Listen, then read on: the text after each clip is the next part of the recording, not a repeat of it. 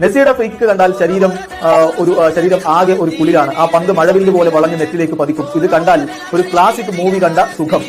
എന്നാൽ CR7 രീതി മറിച്ചാണ്. CR വളരെ പെട്ടെന്ന് എടുക്കും, പന്ത് അതിവേഗത്തിൽ ഗോളിയെ സ്റ്റാച്യു ആക്കി നെറ്റിൽ പതിക്കും. അപ്പോൾ മനസ്സിലൊരു കുളിരും ഉണ്ടാകില്ല, പക്ഷേ ആകെ ഒരു ഞെട്ടലുണ്ടാക്കും. ഏതാണ്ട് ഒരു ത്രില്ലർ മൂവി കണ്ട ഫീൽ ആണ്.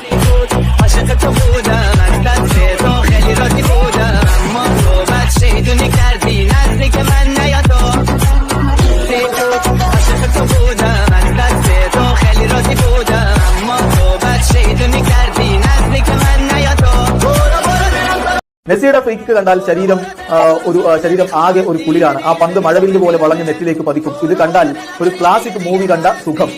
എന്നാൽ CR7 രീതി മറിച്ചാണ്.